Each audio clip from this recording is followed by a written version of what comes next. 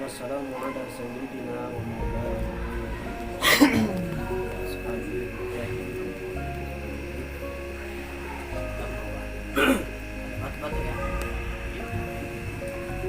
Alhamdulillah, kita lanjutkan kembali dengan izin Allah Subhanahu wa taala perbincangan kita tentang atau seputar kandungan buku risalah untuk kaum muslimin karangan Profesor Dr. Syed Muhammad Naqi Al-Attas dan Muslim Al-Attas. Pada pertemuan yang lalu kita sudah sampai di perenggan ke-11 ya. Sekarang kita masuk ke perenggan ke-12. Mungkin sudah ada juga yang membaca. Saya baca ulang di sini.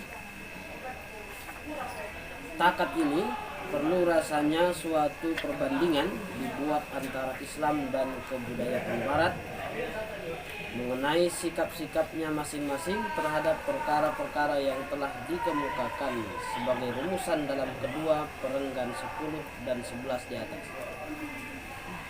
Takat ini bisa setakat sampai di sini sebatas ini di bahasa Malaysia ya. Sampai di sini perlu cukup sudah di perenggan 1 sampai 11 itu kira-kira mukadimah. Di sini sedikit tentang bagaimana konsep Islam. Maka di sini tibalah saatnya untuk membuat semacam perbandingan. Maka nanti perenggan ke-13 itu sudah berbicara konsep din. Sebelumnya kita di perenggan 11 sudah singgung masalah agama dengan 3 teorinya. Yang diambil oleh Barat adalah teori kedua dan ketiga, jadi sebagai alat saja. Kemudian diantaranya adalah sebagai kegunaan. Jika ada gunanya, ya. Dan agama sebagai alat politik. Di sini kata beliau kita sudah tiba saatnya untuk melakukan suatu perbandingan antara Islam dan kebudayaan Barat. Sekarang pertanyaannya, Islam itu kan agama. Kenapa disandingkan dengan budaya?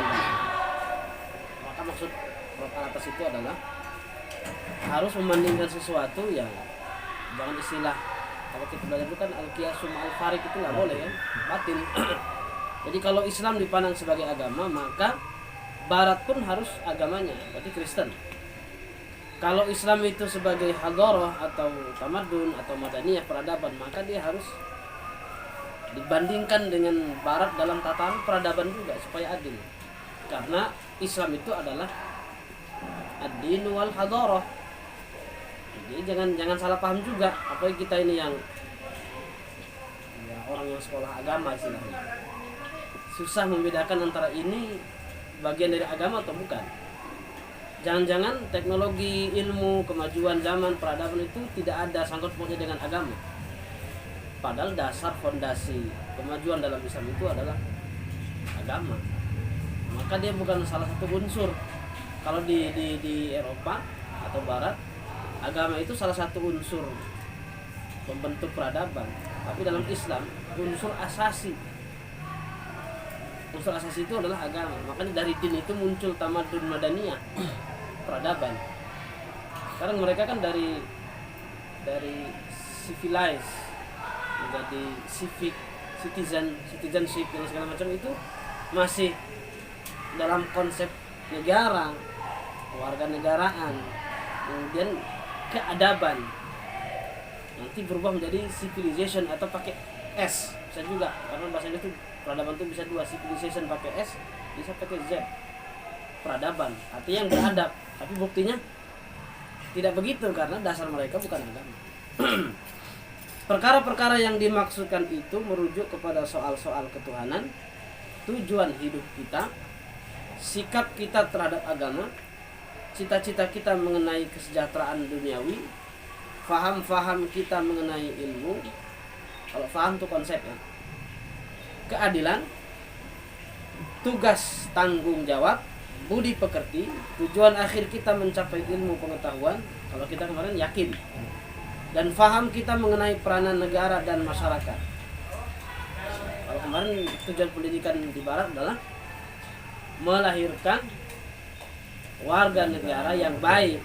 Kembali lagi, di dalam Islam pendidikan itu menghasilkan manusia yang baik. Beda. Beda sekali. Terlebih dahulu patut diakui di sini bahwa tambahannya ya, orang Malaysia, bahwa nggak sambil batuk ya. Ada banyak titik pertemuan antara renungan-renungan para filsuf Yunani dengan penjelasan Islam. Oh, catat betul tuh. Sehingga ada yang mengatakan Sokrates itu adalah Luqmanul Hakim. Yakin nih? Bukunya sudah terbit tuh. Luqmanul Hakim adalah Sokrates. Saya belum beli, cuman saya sudah tahu ini bukunya sudah terbit. Tadi itu karena ada persinggungan, seperti misalnya yang kemarin kita singgung Thales itu. Asal usul penciptaan adalah air. Dalam Quran juga begitu. Wa ja'alna minal ma'i kulla syai'in hayyin. Kami jadikan segala sesuatu yang hidup dari air. Jangan-jangan begitu. Jangan-jangan nih. Tapi yang namanya kalau konsep kembali ke Islam ya al-hikmatu dhalatul mu'min. Hikmah itu memang barang yang hilang dari umat Islam. Anna wajadaha fahuwa ahaqqu biha. Dimanapun ketemu dengan hikmah itu dia berhak mengambilnya. Artinya bisa jadi ada percikan-percikan kenabian zaman dulu yang singgah di Yunani. Sangat mungkin karena 124.000 nabi dan rasul itu masalahnya. Masa nggak kecipratan Yunani? Nggak mungkin kan. Cuman masalahnya mereka nanti ada mitos dan lain sebagainya itu udah urusan lain. Berarti cahaya kenabiannya sudah bergeser, itu aja. Karena nggak mungkin manusia tidak didatangi nabi. Kan kata Allah begitu. Wa ma min ummatin illa fihi khala nadhir. Tidak ada satu umat pun kecuali ada yang memberi peringatan. Apakah dia sekedar nabi saja atau nabi dan rasul sekaligus? Karena yang jadi rasul kan cuma dikit ya, 313 tuh. Baik. Nah, ini poin penting yang harus kita cermati. Jangan-jangan wah ini berarti Islam nih ya kan? Ada persinggungannya. Baik. Khususnya mengenai faham keadilan dan perkaitannya atau persinggungannya atau keterikatannya atau keterkaitannya dengan faham ilmu dan tugas dan tanggung jawab dan akhlak dan dengan negara dan masyarakat. Dari dulu sampai sekarang yang dipegang orang dalam konsep bernegara kan teori demokrasinya Yunani, demos kratein atau demos kratos, dari rakyat oleh rakyat untuk rakyat. Bahkan ada namanya, saya lupa istilah latinnya, polinya Vox atau apa gitu. Kesimpulannya adalah suara rakyat adalah suara Tuhan. Di sini kan nggak laku. Suara uang adalah suara kemenangan. Siapa yang paling banyak duitnya, dialah yang dijamin jadi menang. Walaupun ya membodohi masyarakat. Jadi sini ada keterkaitan khususnya dalam konsep keadilan, kaitannya dengan konsep ilmu, tugas, tanggung jawab, akhlak dan negara serta masyarakat. Karena yang bisa menghidupkan negara itu ya masyarakat. Makanya disebut negara itu kalau ada masyarakat, wilayah kan. Ada masyarakat yang ada wilayahnya ya, bukan negara, apa namanya itu kira-kira? Gerombolan mungkin ya. Baik, kita lanjutkan sedikit. Sebenarnya paham-paham filsuf Yunani itu bukanlah sesuatu yang berasal timbul dari akal nazari mereka. Itu bukan teori dari murni akal mereka. Enggak. Akan tetapi berasal dari wahyu yang telah diturunkan kepada para nabi dan rasul terdahulu. Tadi itu kecipratan cahaya kenabian. Ya memang tidak ada sih yang manusia dengan murni kemudian dia bisa menyimpulkan mutlak benar, itu nggak ada. Pasti ada yang membimbingnya. Nggak mungkin tiba-tiba dia kok nabi tanpa wahyu, nggak mungkin. Pasti ada wahyunya lah, baru dia bisa dibilang nabi. Maka dia berbeda, cakapnya berbeda, perilakunya berbeda, kebiasaannya, karena dia dibimbing oleh wahyu. Jikapun dia bukan nabi, maka dia bisa dibilang hakim. Bukan hakim dalam makna ya filosof zaman sekarang, tapi filosof dalam makna yang lama. Jadi orang yang bijak, itu kan namanya Philo dan Sophia, bukan Hagia Sophia ya. Philo dan Sophia, pencipta kebenaran, kebijaksanaan, itu adalah para filosof. Nah, filosof sekarang banyak yang munafik. Filosof barat itu bukan filosof, itu pemikir biasa saja. Kalau zaman dulu betul-betul berfilsafat. Yang telah diutus menyampaikannya kepada semua bangsa insani. Semua bangsa insani. Ini kesimpulan yang sangat mendasar dari Furq al-atas ya. Ajaran-ajaran para anbiya dan mursalin terdahulu itu, meskipun terdapat ada yang telah bercampur aduk dengan rekaan khayalan kebudayaan bangsa masing-masing, tetapi ada terdapat terselip di sana sini dalam renungan insan purbakala kuno, insan kuno, sehingga sampai juga ke dalam tinjauan serta tilikan nazari para filsuf, dari akal berpikir mereka itu. Jadi itulah tadi kecipratan cahaya kenabian. Makanya orang-orang Yunani yang bukan sekarang ya, yang sebelum Masehi itu memang bijak. Nanti ada juga yang sofis. Sofis itu selalu berpikir canggih padahal menyesatkan. Itulah yang dilawan oleh Aristotle, Socrates. Itu yang dilawan sama mereka. Makanya sebenarnya sofis ini berkembang sampai sekarang. Itulah orang-orang liberal itu, yang dia menolak kebenaran dengan 1000 alasan. Kalau dulu saya ngajar mantik itu pernah saya ceritakan biasanya tentang seorang sufi ketemu dengan seorang sofis ya. Mereka berjalan di padang pasir, ketemu dengan seperti burung gitu lah. Kata seorang sufi ini, itu kayaknya burung gagak. Kata si sofis, kuda. Oh, kecil. Kata si sufi, alasanku bilang burung gagak karena dia warnanya hitam. Kata si sofis, dia bisa saja kuda hitam. Kalau begitu kita dekati, kita usir. Kalau dia terbang berarti burung. Kalau dia lari berarti kuda. Diusir terbang, nah kan berarti burung.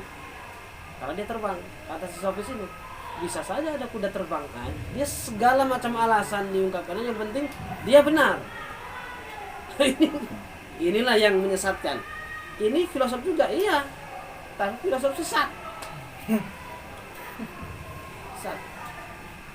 Kalau di dalam surah Al-A'raf kalau saya nggak salah itu, memang setiap nabi punya musuh, kan musuhnya 2. Syayatinal ins wal jin. Setan dalam bentuk manusia dan jin. Kalau lihat yang lain memang digabung sama Allah. Musuh mereka adalah minal mujrimin, pelaku kriminal, tindak kejahatan. Itulah yang merusak konsep kenabian. Nah itu yang kata Prof. Atas ini sebutkan, itulah sudah bercampur dengan rekaan khayalan manusia. Ini cahaya kenabiannya sudah pudar. Maka sekarang di Yunani tak ada lagi seperti menghasilkan filosof seperti ya. Sekarang pun orang nanya, apakah Rocky Gerung filosof? Sekarang batasan filsafat itu apa dulu? Ya ada syarat-syaratnya. Kalaupun dibilang dia filosof, dia bukan filosof yang muahid misalnya. Ya, dia masih di bawah mungkin Al-Kindi, Al-Farabi, Sina segala macam. Ya jauh kali lah. Karena orang bisa nanya, apa karya Rocky Gerung? Sudah mengubah masyarakat? Tidak. Kalau belum, ya bukan filosof juga. Tapi kalau dia canggih menyampaikan teori filsafat, kemudian quotes-quotesnya menarik, ya sangat mungkin karena akal itu bisa diolah. Kan TK informasinya lain gini. Anak TK. Nggak mungkin dia bicara yang filosofis, nggak mungkin masa TK. Nanti ke SD makin terolah otaknya. SMP masuk lagi. Masuk nanti ke Rodoh, naik kelas 5, kelas 6, belajar mantik ya. Makin canggih lagi. Makanya bisa mengelabui pengasuhan. karena otaknya makin di tapi diputar balik kan ya. Hari saat tasreh. Begitu jugalah kita insafi adanya beberapa persamaan antara Islam dan agama lain. Wajar. Karena agama lain juga dulu mengaku ada nabinya. Tapi kemudian khayalan dan rekayasa manusia itulah yang mengubah agama itu. Artinya setiap agama, setiap nabi itu kan bawa Islam. Nabi Musa bawa Islam, Nabi Isa bawa Islam. Ya. Kemudian nabi-nabi yang lain sebelum mereka juga bawa Islam. Cuma kan ini diputar balik. Isinya kan cuma satu aja. Setiap nabi dan rasul itu kan membawa anibudullaha wajtanibut taghut. Hendaklah sembah Allah dan tinggalkan jauh itu. Tapi selain Allah, kullu syai'in yu'bad min dunillah bisa dikatakan taghut. Maka dia tinggalkan itu. Kan semuanya itu. Tapi kok muncul trimurti trinitas lah. Itu penyimpangan. Itu namanya khayalan dan rekaan akal manusia. Baik, namun begitu kenyataan ini tiada harus diartikan bahwa perbezaan antara Islam dan falsafah barat dan Islam dan agama lain itu tiada besar dan mutlak. Jangan karena ada sedikit persinggungan keterkaitan, jangan dikira perbedaan antara Islam dengan yang lain itu enggak besar. Besar kali. Jadi jangan dianggap kecil. Beda kita sama Kristen kecilnya, cuman kita bilang Tuhan satu, dia cuma bilang tiganya. Kecil, cuma lebih duanya Tuhannya. Ini besar berarti. Besar. Termasuk yang sering ditonton anak-anak sekarang kan, Siva itu. Bukan Siwa, nama Tuhan orang Hindu. Brahma, Wisnu, Siwa. Kemudian Siwa berjemaah dalam wujud manusia tiga-tiganya. Krishna. Wah, ini film Krishna jadi. Tapi menarik ya. Krishna itu menarik ya. Mengajak anak jadi pengen naik sepeda, pengen terbang. Tuhan ada ibu. Baik. Jadi titik tekannya di sini jangan dianggap bahwa adanya persinggungan antara Islam dengan agama yang lain atau dengan penjelasan Islam dengan pemikiran filosof Yunani yang kuno purbakala itu jangan dianggap melupakan perbedaan yang besar. Perbedaan antara Islam dengan agama yang lain dan pandangan-pandangan filosofis mereka itu justru besar. Justru besar. Mari kita perhatikan pelan-pelan, ini besar sekali. Besar dan mutlak lagi. Waduh. Mutlak berarti total benar. Kalau mutlak tuh, mutlakon. Bukan nisbian ya. Baik. Perbezaan antara Islam dan yang lain itu walaupun mungkin tiada bercirikan sifat-sifat yang tampak jelas, walaupun tidak begitu detail, ya orang yang berpikir mendalam yang bisa memahami itu. Maka tadi malam saya, Zaki tadi malam nanya, siapa guru terdekat? Saya langsung tanya Dr. Ugi karena beliau talaknya sama Prof. Alatas kan beliau karena beliau itu ahli bait, sudah ahli bait, beliau juga berguru kepada kakeknya, kepada bapaknya. Nah, itulah guru terdekatnya. Ikatan darah set sebagai sayyid itu. Tambah lagi marganya Al-Atos ya. Tengoklah di Indonesia ini yang Habib yang marganya Al-Atos rata-rata bagus. Habib Al-Atos. Ya, Al-Aidarus atau Al-Idrus itu juga seperti itu. Penting. Tapi kalau kata beliau kan ada ya, saya share tuh di grup itu. Tapi kalau mungkin S1 ya, S1 gurunya ya dosen dia lah. S2 di McGill, dia ya dosen dia lah. Tapi kalau pasti yang pertama kali menanamkan benih-benih tauhid ya kan, kemudian ilmu kalam begitu hebat, karena dia nggak belajar ilmu kalam sama orientalis, belajar tasawufnya sama siapa gitu kan. Ya Empang Bogor kan memang punya karamat, makanya setiap presiden lupa dia bahwasanya keturunannya ada di Malaysia, Profesor Alatas. Sehingga jadi presiden jarahnya ke situ, dianggap keramat. Aneh, itu udah jadi presiden udah lupa aja deh. Kan bisa gawat itu. Baik. Tetapi besar dan mutlak, meskipun nggak nampak jelas ya, tapi besar dan mutlak perbedaannya. Dan adalah suatu kewajiban bagi kita mengenalinya. Nah, ini kewajiban kita mengenali perbedaan itu ya. Nanti udah masuk yang poin-poin pentingnya itu nanti di perenggan 13 dan selanjutnya. Ini kita masih di perenggan 12. Ini mukadimahnya sudah mulai gigi 2 ya. Tadi kan gigi 1 sebelum ini udah gigi 2 nih. Nah, ini masuk gigi 3, gigi 4. Baik. Dan adalah suatu kewajiban bagi kita mengenalinya demi menghindarkan kekeliruan dan keraguan dan kesesatan. Sudah keliru, ragu, sesat. Yang akan mengharu kita andai kata masalah perbedaan ini diteledorkan. Yang akan merugikan kita jika perbedaan ini kita anggap remeh, kita anggap kecil, teledor kita, lalai. Merugikan kita, menghancurkan kita, bahaya, menggerus kita. Kalau kita nggak tahu, kita anggap sedikitnya perbedaannya. Padahal kata beliau besar dan mutlak perbedaannya. Baik. Mengenai soal sikap kita terhadap agama, kita berpegang pada pengertian pertama, ini tadi kita singgung. Yang tersebut di perenggan 11 itu, yaitu bahwa agama itu berasas pada tanzil, wahyu. Jadi agama itu dasarnya adalah wahyu.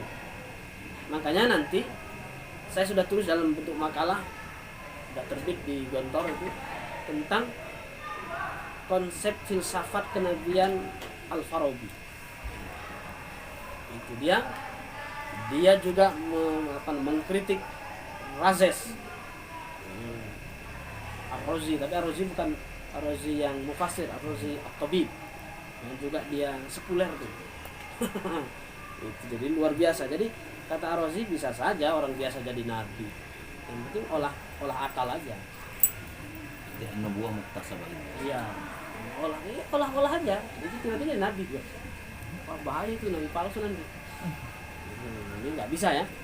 Agama itu tidak mungkin tidak dari wahyu. Beliau sering menggunakan kata tanzil. Ingat ya, huruf al atas itu kalau memberikan satu kata hurufnya besar berarti itu konsep kunci. Tanzil itu T-nya besar.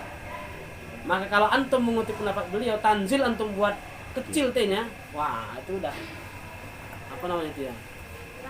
Tahrif atau tashrif itu. Nah, kan itu bahaya itu. Artinya harus besar. Islam harus besar ini. Harus besar. Tapi kalau keislaman ya kecil. Karena sudah masdar di dalam keislaman. Ada tambahannya di situ. Mungkin ada sufik, prefix dan semacam ya. Ini dalam belajar bahasa Indonesia. Daripada Tuhan kepada insan yang dilangsungkan dengan perantaraan wahyu yang diturunkan olehnya kepada Nabi atau Rasulnya Muhammad Sallallahu Alaihi Wasallam. Ini kelebihan beliau, selalu sempurna menyebut Sallallahu Alaihi Wasallam. Kita masih senang SAW, termasuk saya SAW gitu. Beliau lengkap Sallallahu Alaihi Wasallam. Gimana dia keturunan Nabi mana? Yang nyebut nama datuknya harus lengkap lah. Bagi anutan segenap manusia berikut dari pengakuan ini, maka kita mengikrarkan bahwa agama Islam itu bukan teori.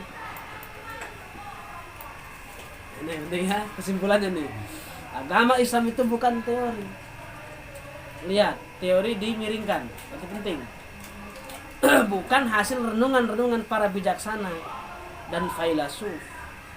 Bukan hasil renungan insan, renungan dimiringkan lagi. Tadi teori, sekarang renungan. Kan ada yang merenung di dekat Batu Tulis Bogor kan ada kan, yang pelatih bulu tangkis terakhir ngaku Nabi Ahmad Musaddiq. Mendirikan aliran Qiyadah Islamiyah. Itu renungan ya. Itu buat aliran baru tuh. Bukan hasil ciptaan insan sebagaimana kebudayaan itu hasil usaha dan daya ciptanya, daya cipta manusia dalam menghadapi keadaan sekeliling. Jadi daya cipta manusia itu, kreativitas manusia itu biasanya untuk merespon keadaan sekeliling. Agama kadang-kadang tidak sesuai dengan keadaan sekeliling. Responnya dia respon islah, bukan respon mengikuti keadaan yang ada. Makanya ketika Rasulullah mengajak dari sekian banyak Tuhan menyembah Tuhan yang satu, kan kata mereka, nah adalah syai'un ujab. Tuhan banyak kok dibilangnya satu aja. Nah itu berarti dia tidak dipengaruhi oleh keadaan. Nah kebudayaan muncul dari keadaan. Kita yang lahir belakangan, Pak kok gini? Itu budaya nak sejak dulu katanya bapak kita kan. Jangan kau pegang itu, nanti marah nenek moyang kita. Itu namanya budaya. Kalau agama enggak, agama kadang-kadang ada budaya yang sesuai, tapi mungkin ada yang unsur-unsur jahiliyahnya konsepnya diubah. Tawaf misalnya, sudah harus zaman dulu. Cuman kan kalau mereka tahu kan telanjang di mana. Akikah sudah ada konsepnya, cuman mereka ngambil darah hewan itu dilumuri kepada bayi yang baru lahir. Loh akikah Islami kan nggak begitu. Jadi yang gini-gini modelnya. Ada yang dirubah mutlak, gitu. Khamar aja kan diikuti sama Allah. Wala taqrabu sholata wa antum sukar. Terperinci. Ya kalau masih teleng, mabuk janganlah sholat dulu. Hilangkan dulu bekas alkoholnya. Nah, lama-lama loh kok makin jadikan alasan ini. Terakhir fal antum muntahun, nanya lah. Kalian mau berhenti enggak kata Allah? Terakhir kata orang Madinah intahaina ya Rabb. Terakhir kata banjir khamar itu di Madinah. Lapo tuanya bubar lapo tuanya habis. Itu gara-gara satu ayat aja tuh. Kita sekarang udah berayat-ayat. Nggak yakin. Nah sampai di perenggan 12 ini sebagai kesimpulan apa itu Islam. Islam berarti bukan teori, bukan renungan, bukan hasil daya cipta manusia. Dia bukan kebudayaan. Itu pentingnya. Islam adalah din. Nanti diulas pada perenggan 13. Nah, seru nih perenggan 13 ini. Ada yang mau disampaikan silakan. Maaf, ini bukan corona ya. Ini corona pula.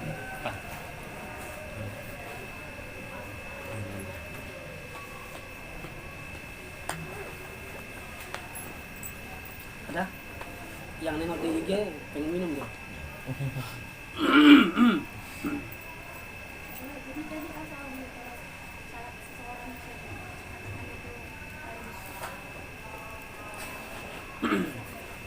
Ya, kalau di dalam Islam itu falasifah al-muslimin dia semuanya bertauhid.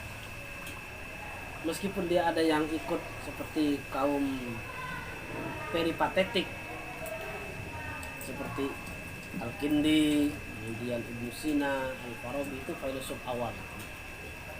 Meskipun mereka ada mengikut beberapa teori filsafat Yunani, tapi tidak menghilangkan agama mereka.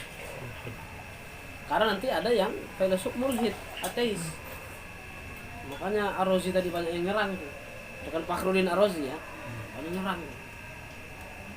Lain kali teori kenabian kawan ini, gitu kan.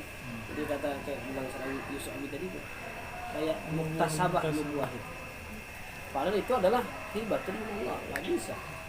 Kan di dalam ayat itu ada yang protes. Protes loh. Kenapa kenabian itu nggak diserahkan aja kepada misalnya Abdullah bin Ubay bin Salul misalnya. Allah bilang kan Allahu a'lamu haitsu yaj'alu risalatahu. Allah tahu mau diturunkan kemana itu kerasulan ini, mau diwariskan kemana. Sampai pun ketika dalam surah Al-Baqarah Nabi Ibrahim mengajukan keturunan jadi pemimpin, kan Allah kasih syarat. Qala inni ja'iluka lin-nasi imama qala wa min dzurriyyati qala la yanalu ahdi dzalimin. Jadi kepemimpinan ini untukmu Ibrahim. Lah kalau gitu keturunan saya juga jadikan dong pemimpin. Kata Allah, kalau zalim enggak lah. Kalau zalim enggak, mesti milik Nabi. Buktinya kan istri Nabi Nuh, Nabi Lut, kemudian anak beliau, anak Nabi Nuh juga termasuk orang yang tidak kecipratan itu. Padahal dia hidup di bawah naungan kenabian itu. Makanya filsuf ini dibilang kadang-kadang dia hukama muslimin, kadang-kadang falasifatul muslimin. Kalau falasifah berarti dia ngambil langsung dari terjemahan. Kalau hukama muslimin sekarang dipakai itu sama persatuan ulama khususnya yang dipimpin oleh Mesir Al-Azhar.